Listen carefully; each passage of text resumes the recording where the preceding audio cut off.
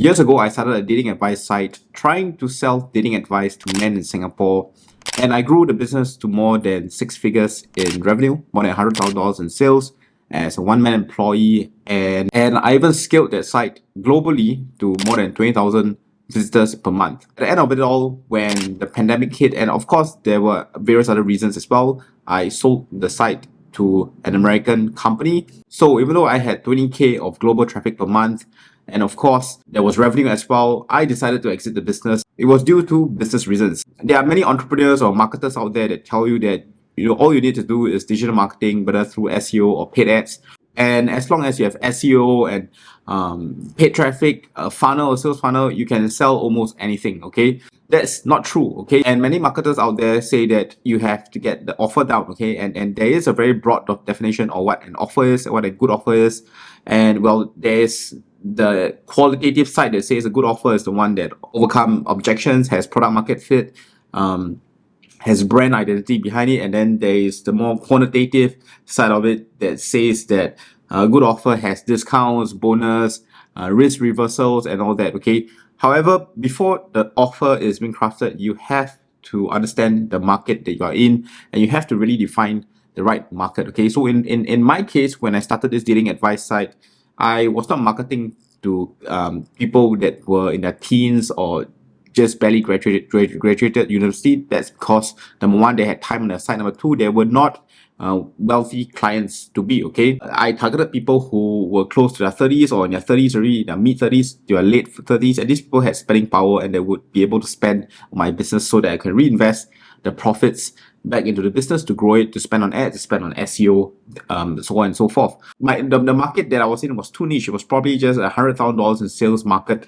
And after a while, I just got tired of growing it. And I even tried using SEO to grow it globally. And then I hit into this concept of product market fit, right? Because it was an Asian dating site with my content. I wrote all the content using Asian examples. I wrote it under my own voice and my own images and my own face. I mostly just sold to Singaporeans, right? There were no Caucasians that bought anything from me. And that is a classic case of product market fit, okay? There was no product market fit for me outside of Singapore. And no matter how much global traffic, SEO traffic I piled onto it, the traffic just wouldn't convert, right? And there was one point where 80% of my traffic was actually from US and UK, which are tier 1 countries, which are countries with purchasing power. However, none of it converted, okay? But of course, that led to the sale where an American company emailed me and wanted to acquire the site. So the key lesson here is that you have to target the right market segment, okay? And this is where one of very popular, entrepreneurs on the internet, I love this key point from him, and he says to sell to the rich until you can sell to the poor.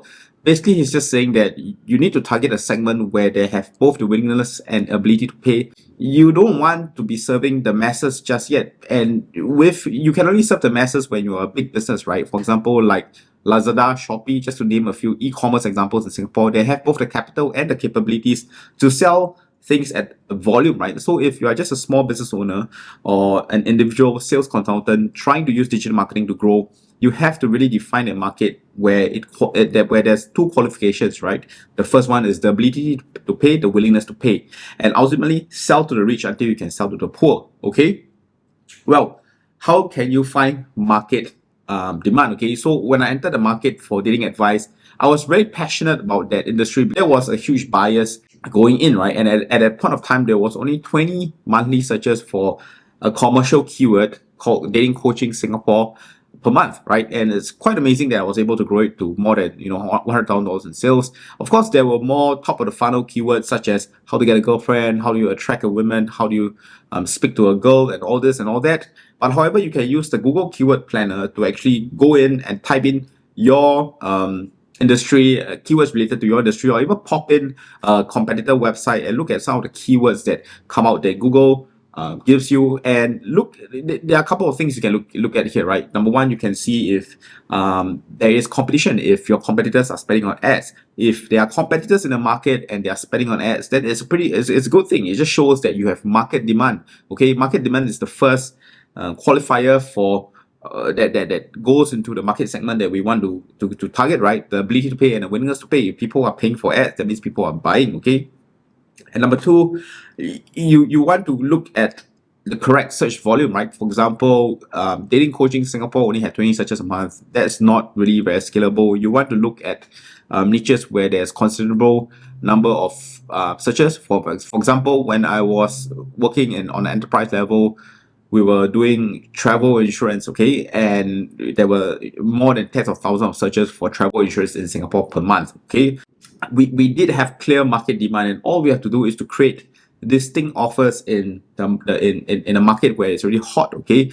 And that's basically just looking at brand, looking at messaging, finding product market fit, and of course listening to the customer and refining your offer as we go along, okay. So one example I want to talk about, even though this doesn't really fall into the category of selling to the rich, right? But I think they did a great job by differentiating an offer to a very specific niche market segment, right? And it's HomeSeller.sg. Okay, this is a real estate agency that helps homeowners sell their HDBs or their condos at a 1% or a flat fee. Okay, if you look at their website, it's 1999 to sell a HDB in Singapore. It's not just the price point that differentiates themselves from the market, it's also their process, right? I've listened to it. So basically, they just took out certain processes in the real estate viewing process. And despite that, right, they are able to market condominiums and HDB successfully, and henceforth passing the cost savings back to the homeowner, okay? I think this is a very, very interesting case study of differentiating an offer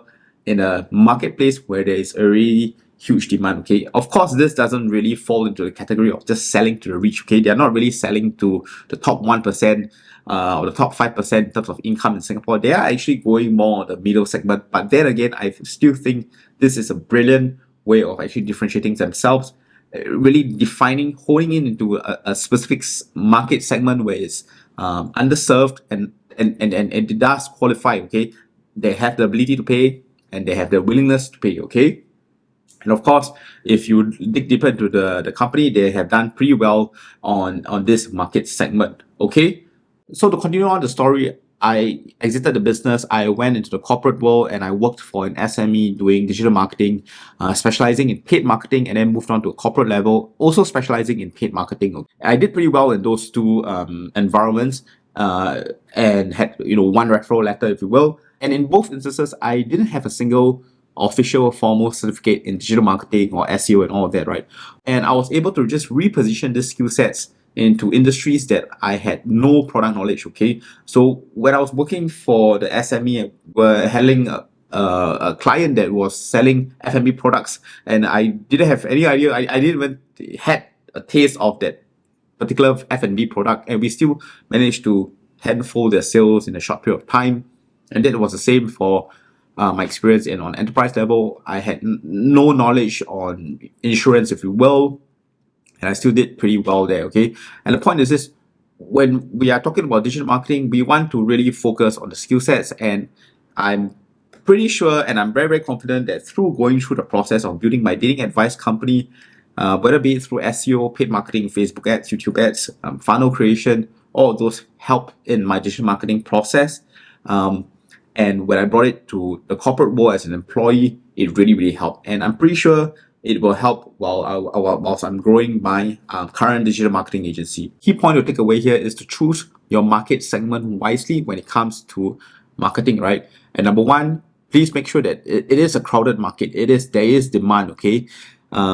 People think that being saturated is a bad thing, but it's not, okay? All you have to do is to create a unique way of solving the customer's problems, a unique way of messaging, a unique way of articulating their problems, and creating a distinct offer to be able to really, really stand out and crush it in an already crowded market. This is Marcus, and I hope you enjoyed this video. I'll see you in the next one.